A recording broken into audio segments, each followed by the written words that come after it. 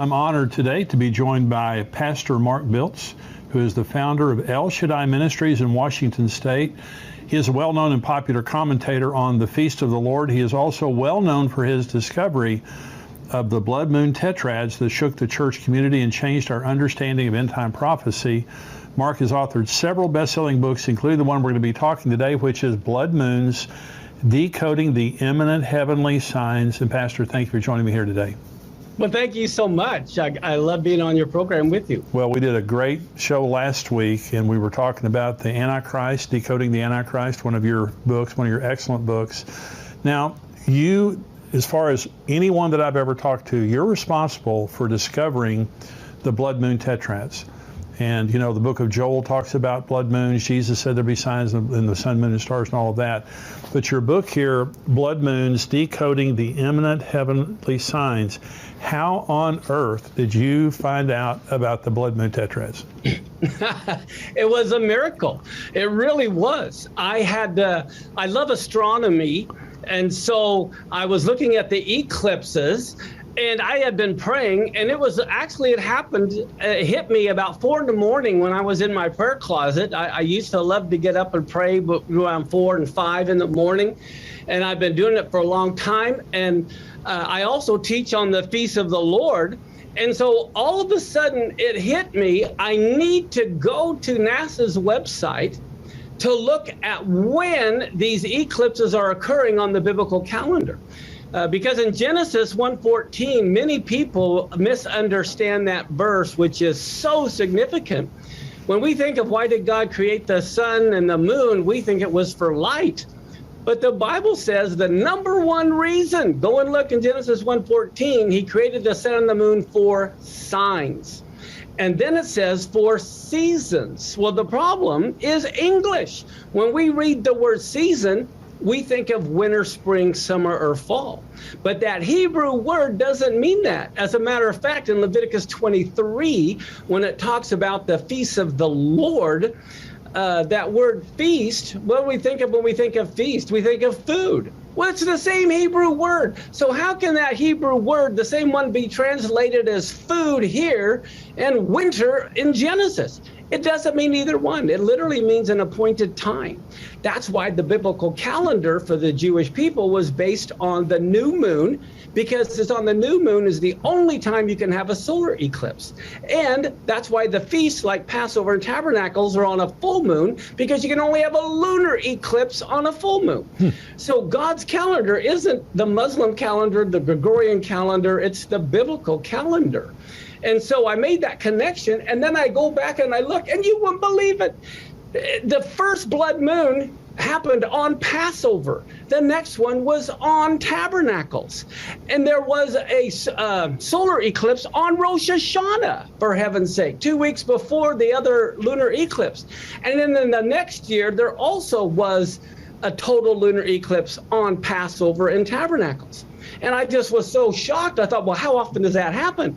And I looked, and the time it happened before was 1967 and 68 when Israel captured Jerusalem.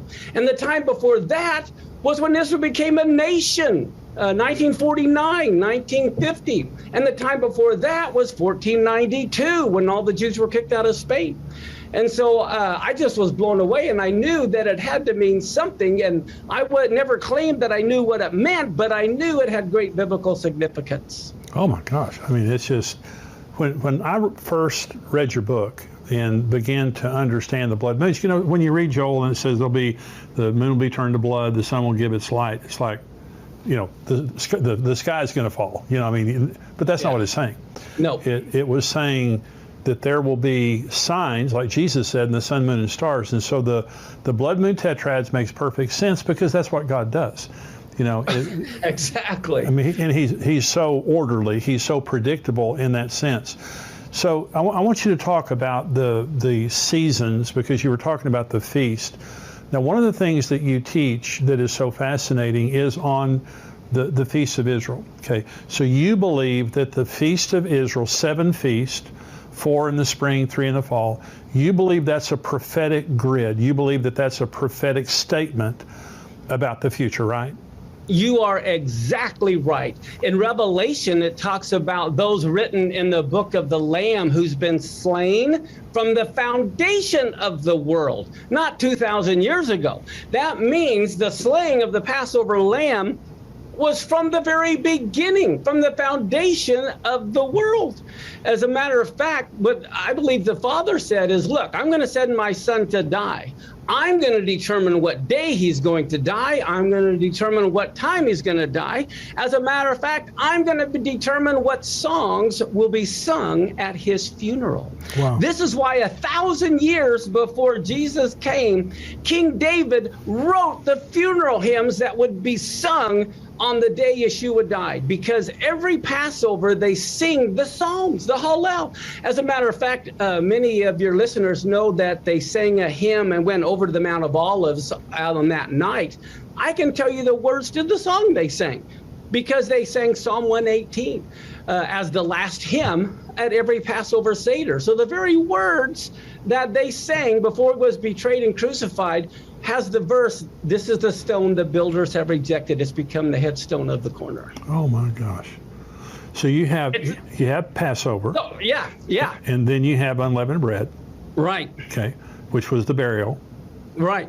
And then you have first fruits. Exactly, the resurrection. All of those have been fulfilled. On the day. On the day. On the very day. And then you have the Pentecost, which happened 50 days. Oh. Yeah. So yeah, that's the Jewish. And so now those have been fulfilled, but now we have 3 that haven't been fulfilled. And so talk about the blood moons, talk about the significance of the next feast, because we were talking about the last program. This next Rosh Hashanah, the Feast of Trumpets, could be very significant. Talk about that. Oh, very significant. Now, if your listeners believe the Lord is the same yesterday, today, and forever, not just in their head, but in their heart, they know he's the same yesterday, today, and forever. If he fulfilled the spring feast to the day of his first coming, he'll fulfill the fall feast to the day of his second coming, which is why we need to know when they occur on our calendar.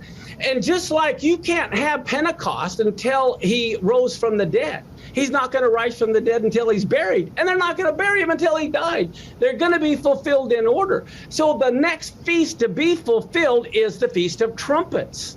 Well, do we hear anything about trumpets in Revelation? Of course we do. And so the next feast, Yom Kippur, is Israel's National Day of Atonement, the very day when their blinders will be removed. They'll realize Yeshua is the Messiah. And then the next feast is the Feast of Tabernacles, where God tabernacles among men for the 1,000-year reign. Now, the Feast of Trumpets, which is the very next one to be fulfilled, okay, it's also known as Yom Teruah, or the Day of the Awakening Blast. That's right. There's all kinds of scriptures that prove the resurrection of the dead, the rapture, if you want to call it that, will happen on Rosh Hashanah. I mean, some year, we don't know the year. Some year, I don't set dates. I don't know what year. See, I have no idea. But I know what will happen on Rosh Hashanah some year. Well, I totally agree with that. And see, and the thing is, for years I heard that Jesus could come at any time. Well, he couldn't die at any time. Exactly. See? Exactly. He had to die on Passover. Right. And so to say that the rapture could happen any year. Yes, there you go. And because it's a 2-day feast, it could happen any of the days. You know. Well, not only that, it's 2 different days every day in the world. Yeah. We have 24 time zones. How can anyone know the day or the hour when there's at any one time there's 24 different hours? Well, that's what Jesus said in Luke 17. In that day, there'll be 2 men, or in that night, 2 men be one bed, 2 people in one bed, one taking one left. In that day, there'll be 2 men standing in a field, because it'll be night some places and day some places. Exactly. Yeah. Exactly. So and it's going to happen around September. That's the English here. But around September of the year, there's going to be the Feast of Trumpets, and there's going to be the rapture, the resurrection of the dead. Now and there are also other names that you talk about when you talk about Yom Teruah, the awakening blast, all this stuff. But also it's the wedding day of the Messiah. Yes, it's also the coronation of the Messiah. It's the day he's going to be crowned King of Kings and Lord of Lords.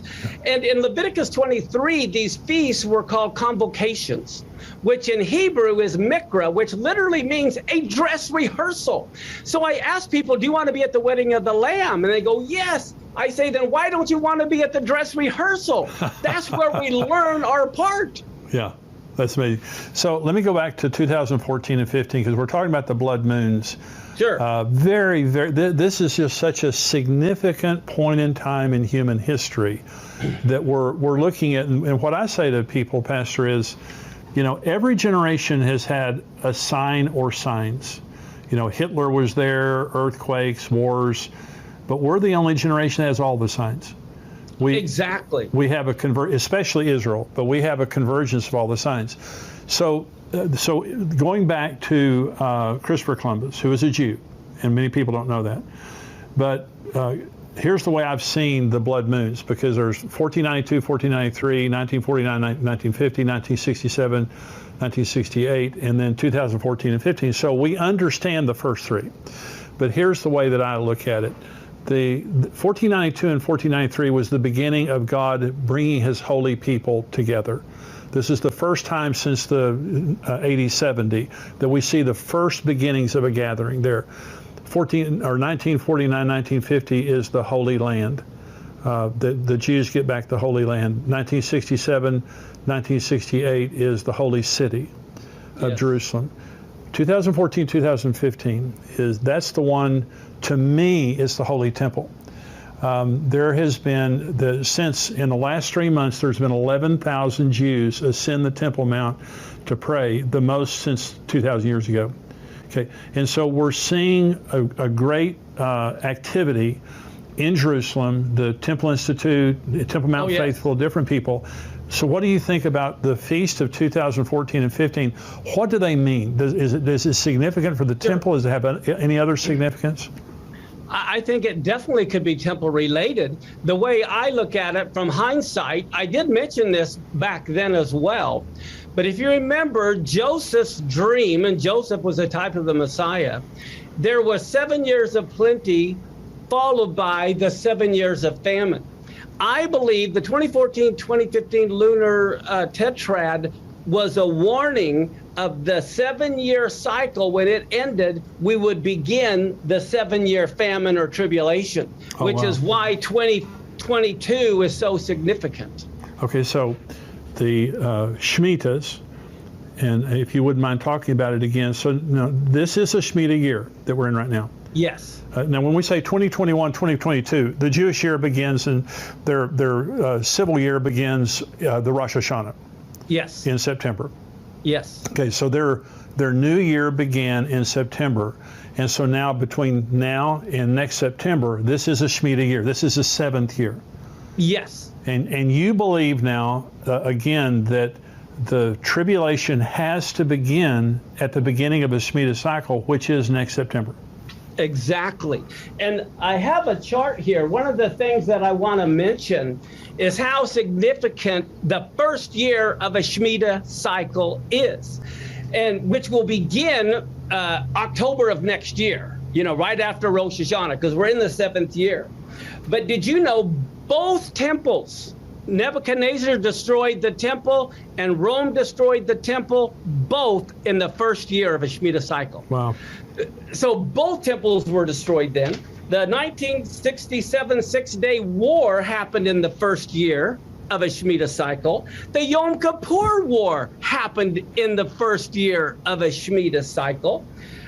Israel took out the Iraq nuclear reactor in the first year of a Shemitah cycle. The first Intifada was in the first year of a Shemitah cycle. The Israel-Jordan peace treaty was the first year of a Shemitah cycle. That's when the quartet began that wanted to divide the land. And I believe they represent the 4 horns in Zechariah that keep the land divided. And then the Gaza war and, of course, the stock market crash also happened the first year of a Shemitah cycle. And then we have the 2014-2015 blood moons, which was the end of a Shemitah cycle going into the beginning of a Shemitah cycle. And one other point I want to make, You could only blow the shofar on the year of in the year of Jubilee. Now you got to remember, there's 49 years or 7 cycles. The year of Jubilee is always the first year of the next Shemitah cycle. Right. Well, 1973 Yom Kippur War, Yom Kippur is the day they blow the shofar announcing the year of Jubilee on Yom Kippur. And then we have the Yom Kippur War. Well, I believe that was probably a Jubilee year, which means next year also is a Jubilee year. Oh my gosh. So you believe if the tribulation does not begin next year, it has to wait till the next Shemitah cycle? Exactly. It has to begin because Daniel's Jewish. Sure. Okay. Well, too often Christians see the 7-year time period, they know, but it's not any random year. It can't start today. It can't start, on any Rosh Hashanah. It has to begin the first year of a Shemitah cycle. So the next year being the beginning of a Shemitah cycle and Jubilee. Exactly. I mean, that's huge. just huge. This is huge. Yeah. And so when you talk about the Shemitah year, you're going by the Jewish calendar. Of course. And Yes. the way we know it's a Shemitah year is the Hebrew years divisible by 7. It's really simple. Yeah. And I heard you say that one time, and it embarrassed me. It was so simple. I was like, why didn't I think of that? But so next year is a huge, huge year, and that's what Huge. you're saying. Yeah. I tell you what, all your listeners need to get ready. Well, I have a very special announcement, and that is I've been telling you for a while that we have a new book coming out that's called Where Are the Missing People? And it's a book that you leave behind for people who are left behind after the rapture. This is something that would tell them what just happened. It explains the rapture to them. It leads them to the Lord. It tells them how to be baptized, how to read the Word of God, how to navigate the end times, the things that are happening in the world during the tribulation, the things that are going to happen. It literally is just a survival guide for people who have been left behind and are living during the tribulation. I know you have family members and friends and just people maybe that you don't know, but they're going to be going through your stuff. If you're a Christian and you have been raptured, they're going to be in your home, they're going to be in your office, they're going to be in your car. And we want to give you the opportunity to have this book that you can have laying around that says, where are the missing people? That's where the number one question that's going to be on people's minds after the rapture is, where are the missing people? Where all those people go? So this is a book that you can prominently display, and it's an attractive book that you can prominently display in your home, in your office, in your bedroom, in your car, wherever you want to put it, to where people would be able to find it after the rapture and during the tribulation to lead them to the Lord and give them instruction on how to navigate those unbelievably difficult days. Now, if you're a subscriber to endtimes.com, we're going to give you a free ebook. Okay, you don't have to pay anything for it. We'll give you a free ebook, Where Are the Missing People? If you'd like a physical copy of the book, it's missingpeoplebook.com, and you can order a copy or copies there. If you're not a subscriber, you can go to missingpeoplebook.com, get a copy, get 3, get 8, and give them, lay them around your house, your apartment, wherever you want to put them, and just to make sure that you have those represented where people will be after the rapture. And so this is something we're very excited about because, honestly,